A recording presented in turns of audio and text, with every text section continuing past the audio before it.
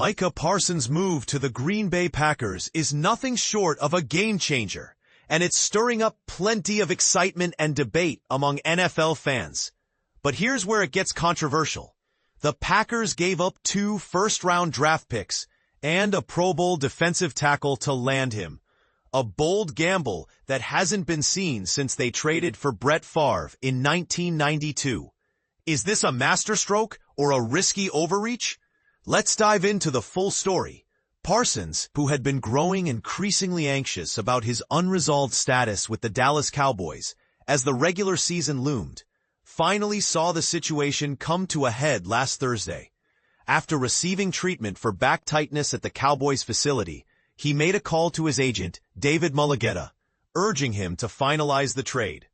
"I told him, man, I don't know what's going to happen, but I need you to get something done soon," Parsons recalled. "I haven't gone this long without playing football since I was in 7th grade. Within hours, the Packers sealed a blockbuster deal, sending 2 first-round picks and Pro Bowl defensive tackle Kenny Clark to Dallas. In return, Green Bay secured Parsons and locked him into a massive 4-year, $188 million contract extension.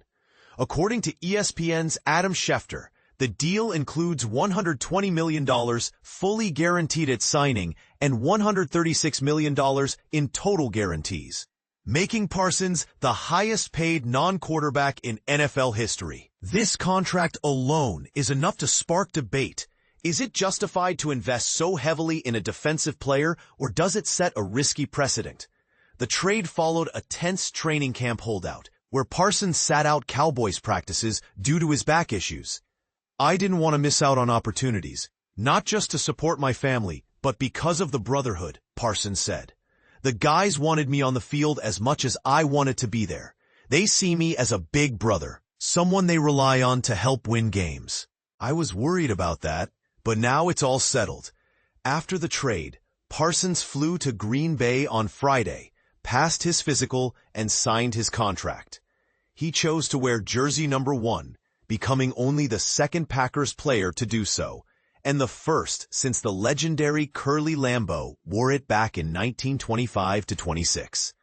Parsons then held a 24-minute press conference, sharing his enthusiasm and readiness to contribute. He planned to return to Dallas that night and come back to Green Bay on Sunday to start working with Packers defensive coordinator Jeff Hafley. Regarding his health, Parsons expressed confidence. "Physically, I feel great," he said. "I'm ready to contribute a lot. I'm working with the medical team to create a plan that helps me ramp up safely and get into a rhythm where everyone feels comfortable." If all goes according to plan, Parsons aims to play in the Packers' season opener against the Detroit Lions on September 7th. "They didn't give up what they did for me to be sidelined," he emphasized. Interestingly, Parsons revealed that neither Cowboys owner Jerry Jones nor executive Stephen Jones personally informed him about the trade. He learned the news through his agent. He also admitted he had no say in his destination, but expressed genuine happiness about joining Green Bay. "You don't understand how excited I am to be here," Parsons said. "I hope people realize the kind of player who's going to show up every day, ready to improve. I know what Kenny meant to this team, and I'm not trying to replace him. I just want to uphold the standard and legacy he left behind, along with the other great players who have been part of this program." From the Packers' perspective, this trade is monumental. They hadn't traded a first-round pick for a veteran since acquiring Brett Favre over 3 decades ago. General Manager Brian Gutekunst admitted that throughout most of the negotiations, he thought the deal was unlikely to happen. "The chances of these things happening are pretty slim," Gutekunst said. "My mindset was to keep the conversations going because of how unique a player Parsons is. It wasn't until the last few days that I thought, hey, there's a real opportunity to close this out." The impact on the Packers' championship odds was immediate and significant.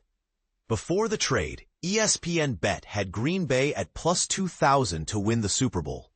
After acquiring Parsons, those odds improved to plus 1,600 and quickly shortened further to plus 1,400. ranking 6th best in the league. Their chances to win the NFC improved from plus 1,000 to plus 850, and their odds to claim the NFC North title moved from plus 260 to plus 225. While the Packers haven't reached the Super Bowl since the 2010 season, they have been consistent playoff contenders under coach Matt LaFleur, making the postseason in 5 of his first 6 years and twice reaching the NFC Championship game. LaFleur remains grounded about expectations. "I feel like that's always the expectation here," he said. "Since the day I was hired, it's been about being your best every day and improving bit by bit." The season is long, with many variables, and it's about how well you stick together during tough times. Expectations come with being a Green Bay Packer. So what do you think? Is this blockbuster trade a brilliant move that finally pushes the Packers over the edge? Or is it a high-stakes gamble that could backfire? And what about Parsons' record-breaking contract? Does it signal a new era for defensive players? Or is it an unsustainable trend? Share your thoughts below and join the conversation.